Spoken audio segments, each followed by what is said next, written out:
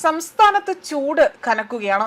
വേനൽ മഴയ്ക്കായി തന്നെ ഓരോരുത്തരും ഇപ്പോൾ കാത്തിരിക്കുന്നു. എന്നാൽ ഇത്തവണ മഴ കുറവായി തന്നെ ലഭിക്കുമെന്ന ഒരു പഠന റിപ്പോർട്ട് അടക്കം പുറത്തു വന്നിരുന്നു. വരും ദിവസങ്ങളിൽ എന്തു തന്നെയായാലും കാലാവസ്ഥയിൽ ചില നേരിയ മാറ്റങ്ങൾ ഉണ്ടായേക്കാമെന്ന മുന്നറിയിപ്പ് കൂടി ഇവിടെ കാലാവസ്ഥാ വകുപ്പ് നൽകിയിരിക്കുകയാണ്.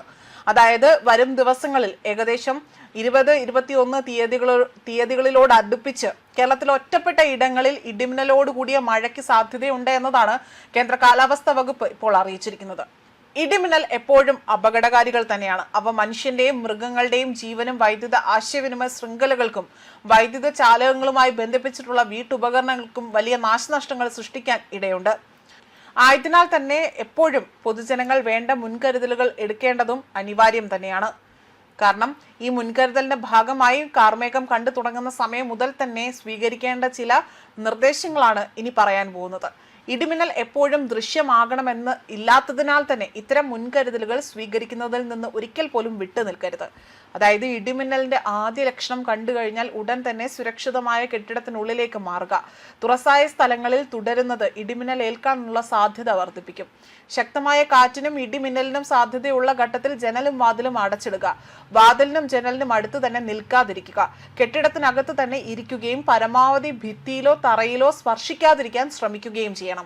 ഗൃഹോപകരണങ്ങളുടെ അതുപോലെ തന്നെ വൈദ്യുതി ബന്ധം അത് വിച്ഛേദിക്കുകയും വേണം. വൈദ്യുതി ഉപകരണങ്ങളുമായുള്ള സാമീപ്യം ഇടിമിന്നലുള്ള സമയത്ത് ഒഴിവാക്കേണ്ടതാണ്. ഇടിമിന്നലുള്ള സമയത്ത് ടെലിഫോൺ ഉപയോഗിക്കുന്നത് ഒഴിവാക്കണം. മൊബൈൽ ഫോൺ ഉപയോഗിക്കുന്നത് കൊണ്ട് കുഴപ്പമില്ല. അന്തരീക്ഷ മേഘാവൃതമാണെങ്കിൽ തുറസായ സ്ഥലത്തും ടെറസിലും കുട്ടികൾ ഉൾപ്പെടെ തന്നെ കളിക്കുന്നത് ഒഴിവാക്കണം. ഇടിമിന്നലുള്ള സമയത്ത് വൃക്ഷങ്ങളുടെ ചുവട്ടിൽ നിൽക്കരുത്. വാഹനങ്ങൾ മരച്ചുവട്ടിൽ പാർക്ക് ചെയ്യുകയും അരുത്. ഇടിമിന്നലുള്ള സമയത്ത് വാഹനത്തിനകത്ത് തന്നെ തുടരുക. കൈകാലുകൾ പുറത്തിടാതിരിക്കുക. വാഹനത്തിനകത്ത് നിങ്ങൾ സുരക്ഷിതരായിരിക്കും എന്നത് ഉറപ്പുവരുത്തുക. സൈക്കിൾ, ബൈക്ക്, ട്രാക്ടർ തുടങ്ങിയ വാഹനങ്ങളിലുള്ള യാത്ര ഇടിമിന്നൽ സമയത്ത് ഒഴിവാക്കുകയും ഇടിമിന്നൽ അവസാനിക്കുന്നതുവരെ സുരക്ഷിതമായ ഒരു കെട്ടിടത്തിനകത്ത് അഭയം തേടുകയും വേണം. മഴക്കാർ കാണുമ്പോൾ തുണികൾ എടുക്കാൻ ടെറസിലേക്കോ മുറ്റത്തേക്കോ ഇടിമിന്നലുള്ള സമയത്ത് പോകരുത്.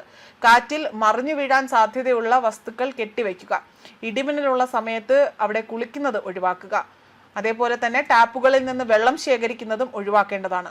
പൈപ്പിലൂടെ മിന്നൽ മൂലമുള്ള വൈദ്യുതി സഞ്ചരിച്ചേക്കാം. ഇടിമിന്നൽ ഉണ്ടാകുമ്പോൾ തന്നെ ജലാശയത്തിൽ മീൻ പിടിക്കാനോ കുളിക്കാനോ ഇറങ്ങാൻ പാടുള്ളതല്ല. കാർമേഘങ്ങൾ കണ്ടു തുടങ്ങുമ്പോൾ തന്നെ മത്സ്യബന്ധനം, ബോട്ടിംഗ് തുടങ്ങിയ പ്രവർത്തനങ്ങൾ നിർത്തിവെച്ച് ഉടൻ തന്നെ അടുത്തുള്ള കരയിലേക്ക് എത്താൻ ശ്രമിക്കണം. ഇടിമിന്നലുള്ള സമയത്ത് ബോട്ടിന്റെ ഡെക്കിൽ നിൽക്കരുത്. അതുപോലെ തന്നെ ചൂണ്ടയിടുന്നതും വലയെറിയുന്നതും ഇടിമിന്നലുള്ള സമയത്ത് നിർത്തിവെക്കണം. ഇടിമിന്നലുള്ള സമയത്ത് ടെറസിലോ മറ്റ് ഉയരമുള്ള സ്ഥലങ്ങളിലോ വൃക്ഷക്കൊമ്പിലോ ഇരുന്നു കൊണ്ട് ഒരു കാര്യങ്ങളും ചെയ്യാതിരിക്കുക. അപകടം അത് വിളിച്ചു വരുത്തുന്നതാണ്.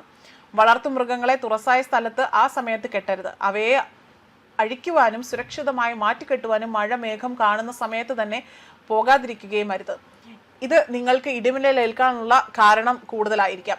അടുത്തുള്ള കെട്ടിടത്തിലേക്ക് മാറാൻ സാധിക്കാത്ത വിധത്തിൽ തുറസായ സ്ഥലങ്ങളിലേക്ക് വലിയ രീതിയിൽ പാദങ്ങൾ ചേർത്ത് വെച്ച് കാൽ, അതേപോലെ തല, മുട്ടുകൾ ഇവയിൽ ഒതുക്കി പന്ത് പോലെ ഉരുണ്ടിരിക്കുന്നതും നല്ലതായിരിക്കും. ഇടിമിന്നലിൽ നിന്ന് അല്ലെങ്കിൽ സുരക്ഷിതമാകാൻ കെട്ടിടത്തിലേക്ക് മുകൾ ഭാഗത്ത് മിന്നൽ രക്ഷാചാലകം സ്ഥാപിക്കുന്നതും നല്ലതാണ്. ന്യൂസ് ഡെസ്ക് കർമ്മ ന്യൂസ്.